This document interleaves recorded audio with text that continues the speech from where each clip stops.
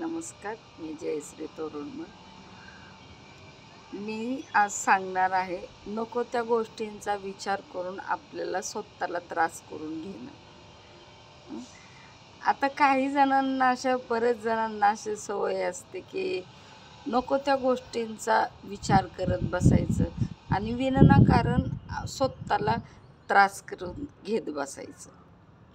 असं असतं कोणाकोणाचं, म्हणजे नाही का, होतं. आणि ते होतं असं, म्हणजे कधीही असं जास्तीचा विचार जे करतात ना, त्यांना असं होतं की नको त्या गोष्टींचा विचार ते करत बसतात आणि सतत निगेटिव्ह वाईट वाईट वाईट विचार ते घेत बसायचं.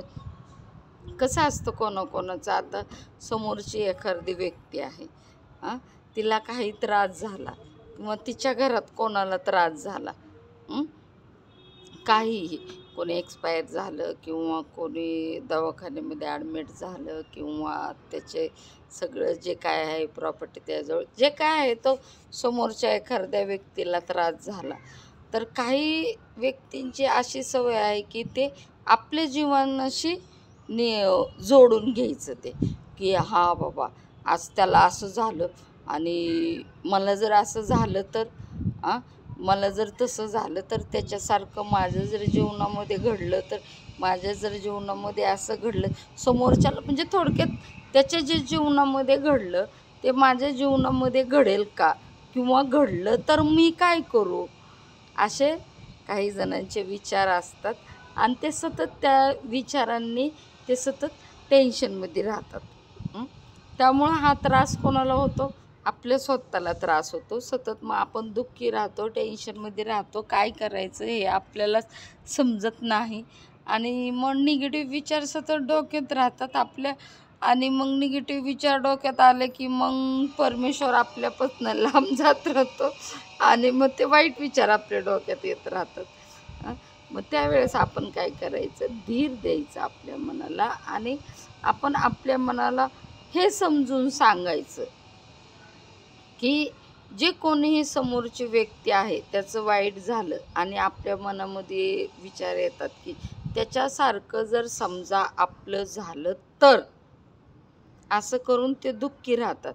मग त्यावेळेस आपण काय विचार करायचा माहिती आहे का, ज्या वेळेस ती समोरची व्यक्ती आहे, ज्यावेळेस त्या व्यक्तीचं खूप चांगलं होतं किंवा ती जिवंत होती, राजेशाही थाटतीने त्या व्यक्तीने जीवन जगलेलं आहे किंवा तो खूप आनंदी आहे, राहत होता किंवा खूप त्याच्याकडं प्रॉपर्टी होती किंवा जे काय आहे तो जीवनामध्ये त्याच्या चांगलं होतं, त्यावेळेस आपण ज्यावेळेस म्हणत होतो की किती चांगला होता आहे हा आणि याचं लाईफ किती चांगलं आहे, तसं माझं लाईफ झालं तर, मग आपण हा विचार करायचा की ज्यावेळेस तो आनंद भोगत होता त्यावेळेस त्याचा आनंद आपल्याला आला का, त्याचं सुख आपल्याला आलं का, आपण ते सुख त्याचं ओढून घेतलं का, त्याची प्रॉपर्टी ओढून घेतली का, तो जिवंत होता त्यावेळेस त्याचं काय जे काय XYZ त्याचं काय पुण्य असेल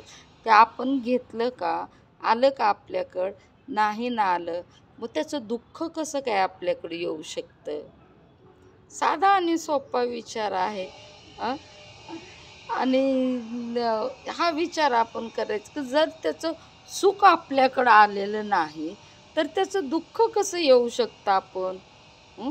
मग दुःख पण येणार नाही.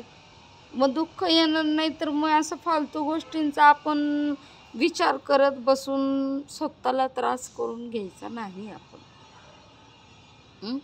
फक्त आपण आपल्या मनाला हे सांगायचं, ज्याचं सुख आपल्याकडं आपण विचार केला तरी तो ज्यावेळेस सुख भोगत होता त्याचं सुख आपल्याकडं आलं नाही तर मग दुःख कसं काय येणार. त्यामुळं त्याचा विचार जास्त करायचा नाही.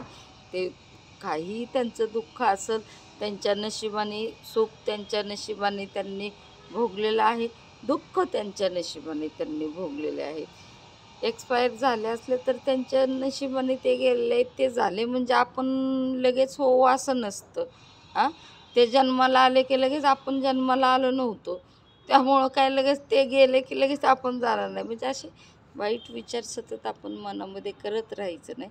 फक्त फक्त सगळ्यात महत्त्वाचा पॉईंट म्हणजे हा लक्षात ठेवायचं की आपण कोणाचं सुखही घेऊ शकत नाही ओढून आणि आपण कोणाचं दुःखही ओढून घेऊ शकत नाही.